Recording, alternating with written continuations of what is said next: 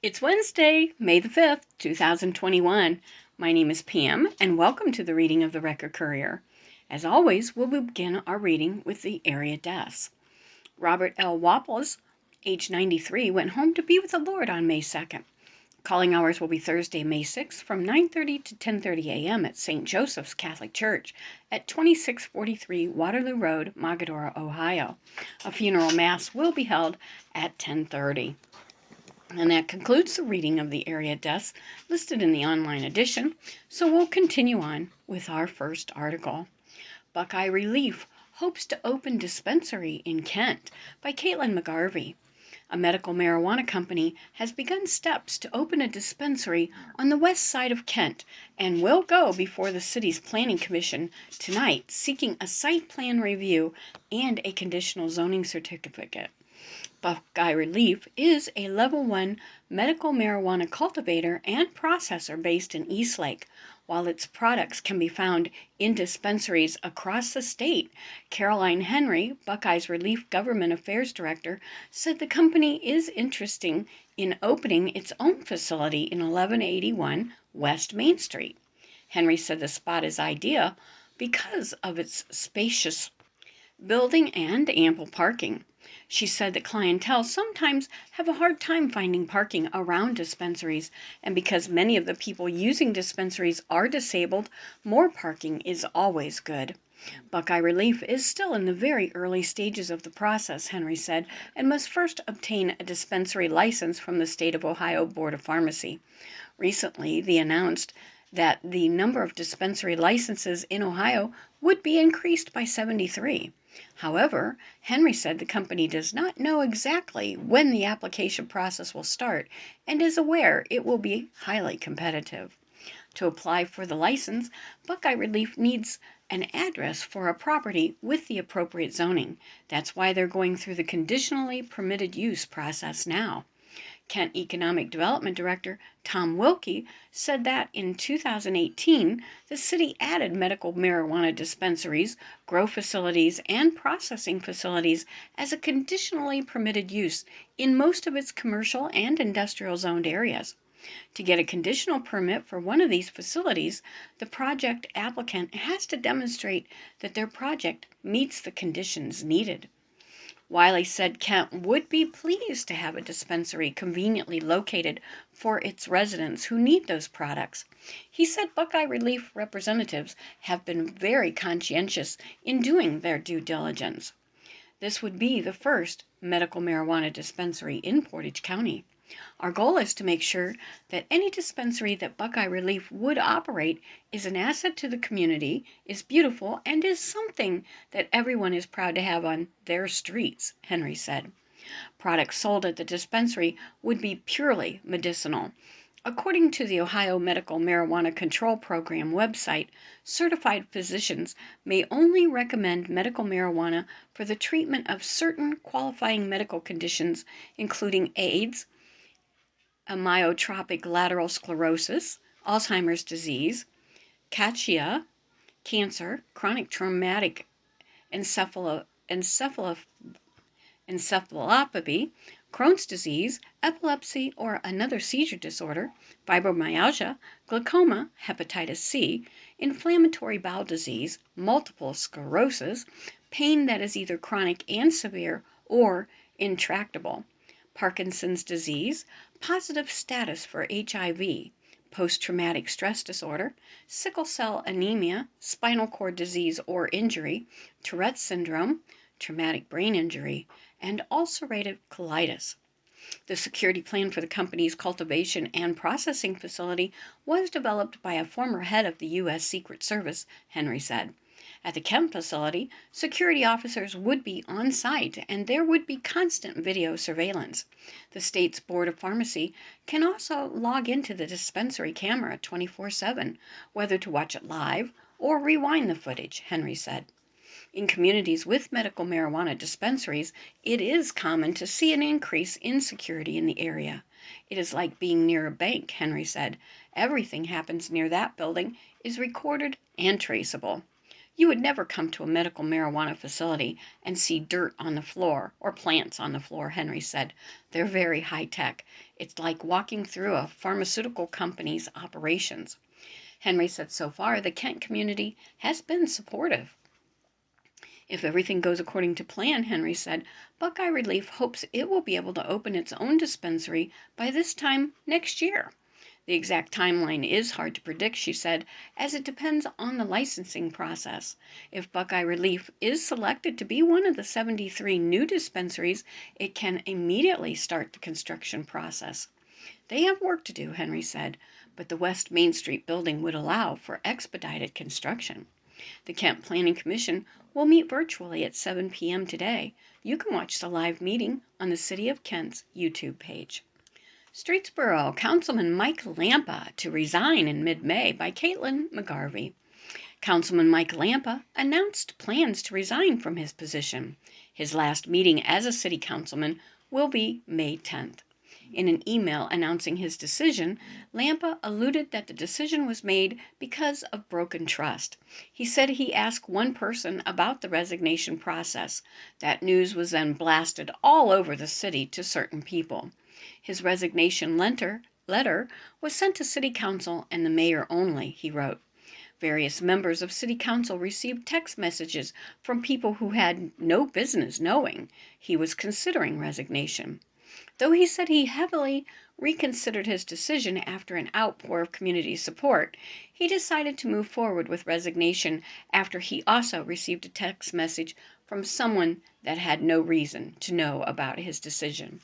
Lampa told the Record Courier that he and his husband, Joshua Lampa, do not plan to be involved with the city in the future.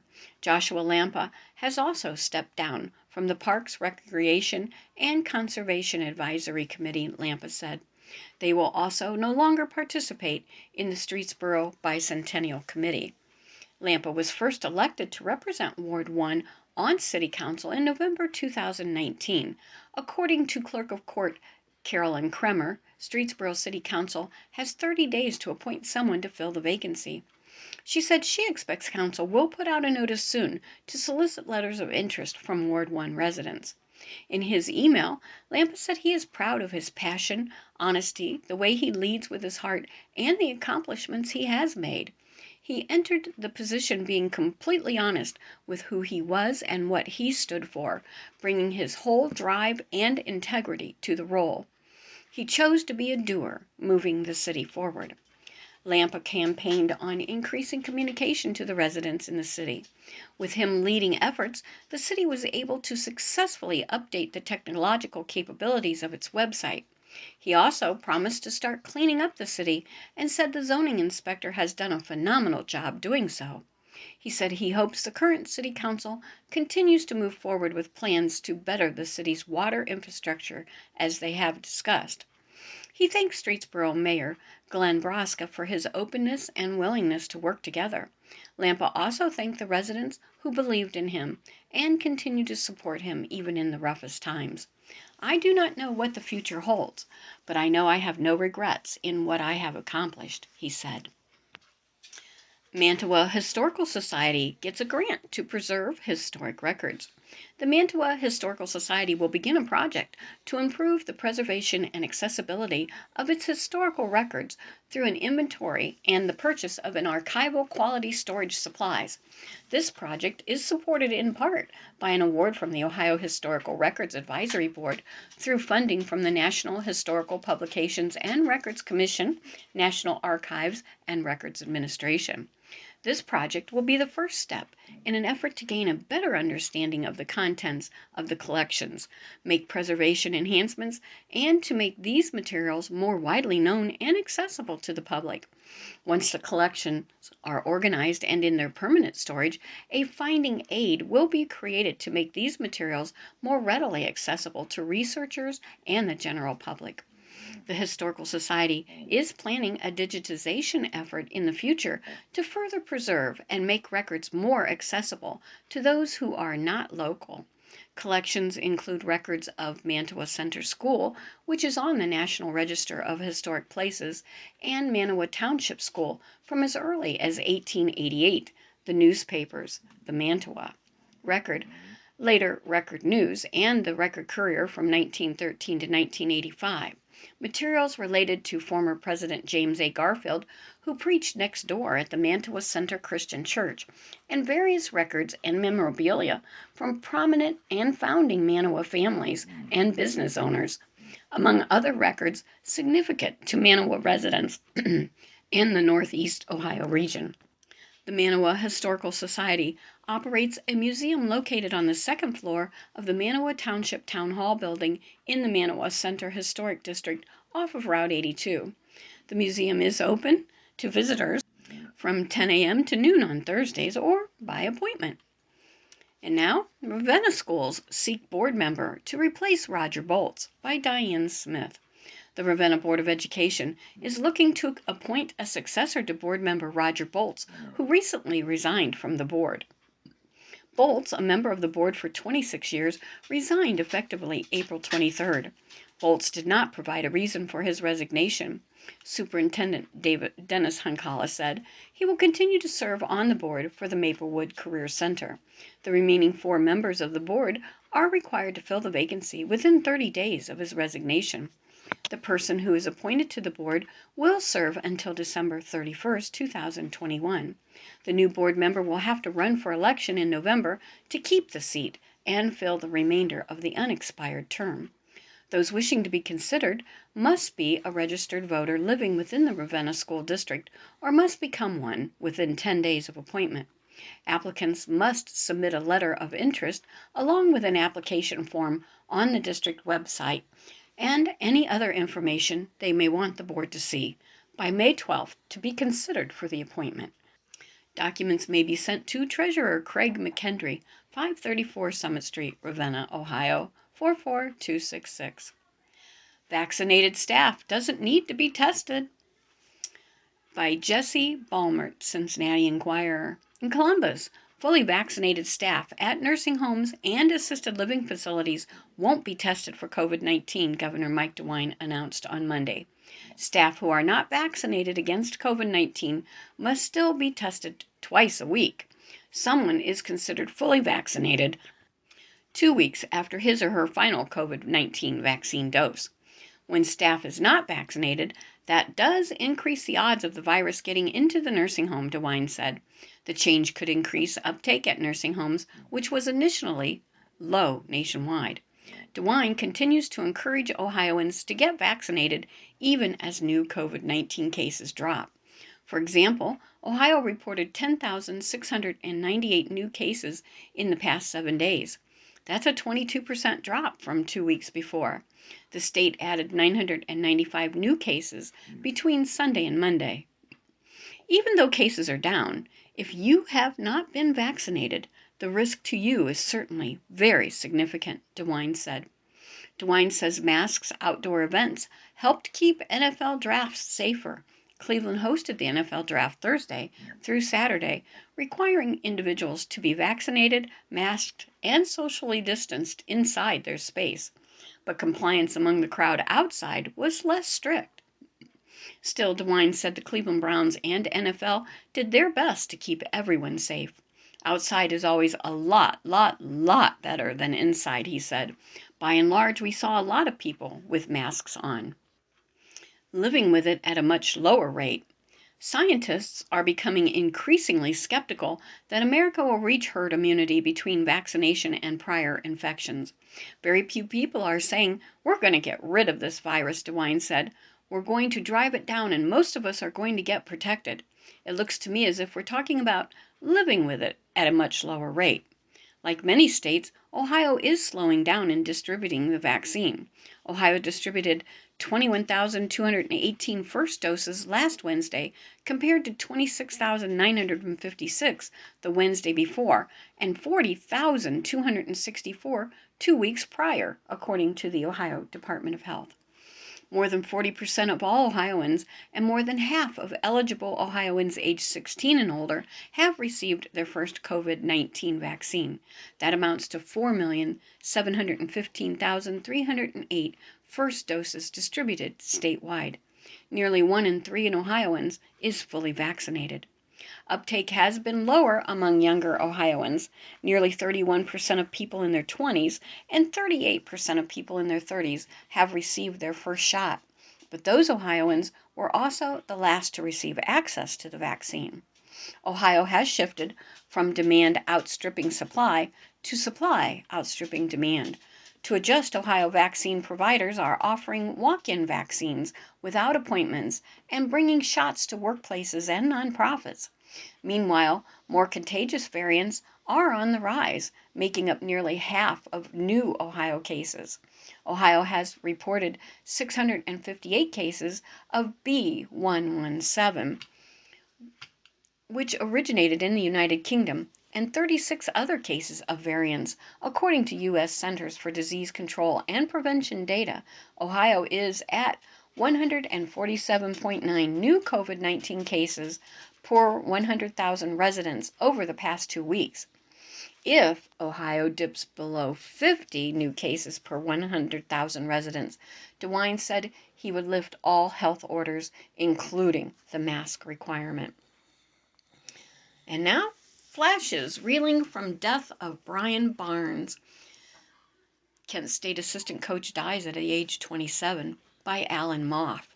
Brian Barnes, the Kent State men's basketball team's director of operations since 2018 and a member of the Golden Flashes coaching staff since 2015, passed away suddenly on Saturday at the age of 27. He reportedly suffered a brain aneurysm. My condolences go out to Brian's family and all those who had the opportunity to interact with him, said Flash's head coach Rob Senderoff in a statement released Sunday night. He was an integral part of our program over the last 6 years and played a vital role in the lives of so many of our players, both past and present. He will be incredibly missed. When reached Sunday night, Senderoff added that it's a sad day for Kent State men's basketball and Kent State athletics. Flashers players and coaches flocked to social media on Sunday to express their sadness over the ever-popular Barnes passing. "Still can't believe this, lost for words," tweeted former KSU star guard Jalen Walker. "You was the most genuine person and had a great personality, made me and the team laugh, and helped out more ways than one. Dang, B, I appreciate everything you've done for me. You gonna be missed dearly, praying for your moms and family. One love." Barnes did the dirty work for the Kent State men's basketball program. His willingness to do anything and everything imaginable, from film study to scouting to assistance with individual skill sessions, endeared him to Flash's players, coaches, and members of the KSU athletic family. Barnes was loved and respected by every men's basketball player and coach who passed through Kent State since 2015. "My guy don't know how things would have went for me at Kent without you. Glad I met you, Doe," tweeted former star guard Antonio Booman Williams. "I really don't want to believe this," tweeted former Flash's assistant coach Akeem Miskdeen. "RIH, Brian, you will truly be missed. My prayers go out to Brian's family, friends, and Kent State men's basketball." "Just hurts so much," tweeted former KSU assistant Matt Sly. "Brian was a genuine friend with such a huge heart for his players, co-workers, families, and friends. He'd do anything for you at any time. Thank you, Barnesy, for blessing myself and so many others with who you were every day." Hard to find the right words right now, but just know that you were loved and will be incredibly missed, said former Kent State assistant coach Eric Hott. "It was my honor to call you a friend." "I just can't believe it, man," tweeted current KSU point guard Giovanni Santiago. "Just 2 days ago you were laughing, having a good time as always. I will miss you a lot, my guy. I will always be grateful for all the things you did for me to make sure I was good. I will always remember you." "I can't believe it, man," tweeted former star Kent State point guard Jalen Avery. "As genuine as they come. Rest in peace, B." Barnes, a Strongsville native and Cleveland Benedictine High School graduate, earned his undergraduate degree from Central Michigan in 2015, while also serving as the men's basketball team's student manager. He then joined the men's basketball staff at Kent State, where he earned his master's degree in 2017. Barnes's family is establishing the Brian James Barnes Memorial Basketball Fund to help inner-city youth attend basketball camps during the summer. Donations can be made at any Huntington National Bank. Visitation will be held Thursday from 3 to 7 p.m. at Jardine Funeral Home, located at 15822 Pearl Road in Strongsville. Mayor. Twinsburg looks to bring back events in 2021 by April Helms. The COVID-19 pandemic slammed the brakes on many Twinsburg projects and events in 2020. Hopefully, 2021 will see the return of several of those events. Mayor Ted Yates, in his State of the City address given at a Twinsburg Chamber of Commerce event Thursday morning, said this year's address was tough to put together. In other years, the mayor said, he generally highlighted the community events that happened in the city through the year, such as Rock the Park, the Memorial Day Parade, many youth sports, the summer camps, and Twins Day. Those events were canceled in 2020 due to the pandemic, and many other programs and events were delayed and run on a restricted basis. The city's playgrounds were taped off and the senior center was closed. We lived in a world for a period of time like everyone else did, Yates said. Twinsburg was a somber place last year. There were no big gatherings. That was the same in other cities, the state, the nation. On March 9th of last year, the first 3 cases of COVID-19 were found in Ohio, Yates said. Shortly after that, Governor Mike DeWine declared a state of emergency. Twinsburg switched from having staff in the city building to having many people working from home. The hardest part, the mayor said, were the layoffs that resulted from the economic uncertainties and shutdowns. The most difficult thing I had to do was call 46 people and let them know they were laid off, Yates said. That was 20% of our full-time staff. He added the city was able to bring back most of them, but some positions were permanently eliminated. In addition to the cancellations, there were delayed openings at facilities such as Glen Eagles Golf Course and the city's outdoor water park. Instead of a family Easter egg hunt in 2020, there was a drive-through event where families could meet the Easter Bunny and collect candy and other treats. By May, things in Twinsburg started to slowly reopen, Yates said. Both Glen Eagle Golf Course and the city's fitness center reopened with restrictions in May, and the water park opened in June, although with many changes. Yates said it was sad to see the water park quiet, but added that many municipalities did not open their outdoor pools at all over the summer. Youth sports practices also resumed, and the senior center sponsored outdoor events. The service department had a really challenging time with maintenance needs around the city, Yates said, because the city did not hire any seasonal staff. In most years, the city hires about 15 people for the summer months to help the full-time staff. In addition, many road projects were delayed by the pandemic, he added. Grants from the federal government to help cover COVID-related expenses for the city were a boon, Yates said. He added the city could be receiving funds through the American Rescue Plan Act, but how much was uncertain at this time. Initially, the city was told it would receive $3.7 million divided over 2 years in 2021 and 2022. The original plan did not include townships, Yates said, but that will probably change. The townships have been lobbying for some of the funding. 2020 positives. There were some highlights for 2020, Yates said. He commended the city's fire department for their work. These guys did a fantastic job keeping themselves healthy, Yates said, adding few firefighters had to isolate or quarantine due to the COVID-19 virus. Yates said the call volume for 2020 was actually about the same as 2019. The city approved the purchase of a new $800,000 fire truck, which will be delivered in the near future, Yates said. This truck will replace another engine which is more than 20 years old. The police department also has 7 new hybrid Explorers, which has saved the city gas expenses, Yates said. Those driving them on the weekends are telling me that they don't have to fill up as often, Yates said.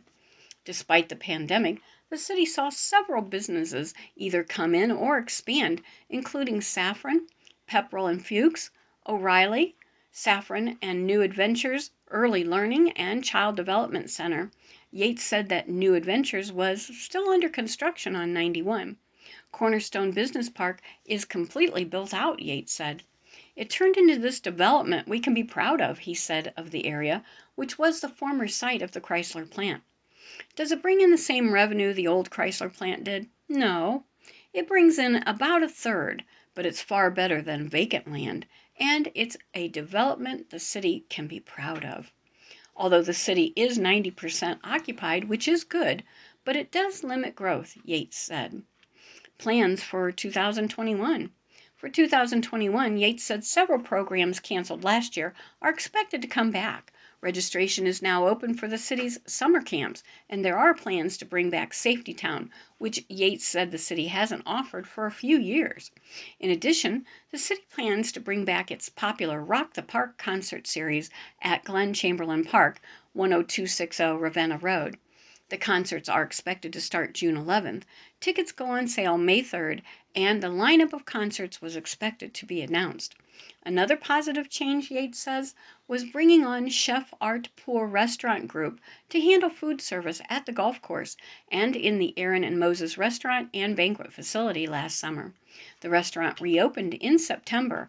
He said when the golf course was purchased by the city in 1995, there was talk even then of replacing the clubhouse on the property with a new facility. The city decided to open the clubhouse with a restaurant and banquet facility after getting feedback from residents about the desire to see more dining options in the city. The idea, Yates says, was to have the city do the food service in-house. In hindsight, that might not have been a good thing to do, Yates said. The restaurant business is a high-risk business, and those who do it should be the ones to run it. Matt Cellura, the president of Twinsburg Chamber of Commerce's executive board, said 61 people had registered for the State of the City address. Sound off! The state has taken the death penalty off the table for the entire Wagner family of 4 butchers who annihilated the Rodin family of 8 in a bizarre end to a child custody dispute. If this entire case does not warrant 4 separate individual death penalties, then there is no case that will ever qualify for the death penalty in Ohio. The big difference between immigrants in the 1930s and today is, from what I've read, they didn't come to New York and give a grant, slept and ate off the government. They had sponsored families and were accounted for. Yes, LeBron. Everybody is tired of hearing about all these people dying at the hands of the police. Too bad they don't want to obey the police and put them in a defensive mode, and the media is still following your buddy Obama legacy to focus only on white police and black incidences. All others don't matter. Please email SoundOff to rpso@recordpub.com. Please keep your comments brief and civil, or we'll have to edit or not publish. No comments, positive or negative, about local candidates running for office will be accepted. The phone number is 330-298-1138. And that concludes the reading of the Record Courier for Wednesday, May 5th, 2021. My name is Pam. Thank you for having me in your home today. Please be well until we are together again. And my wish for you is to be abundantly blessed.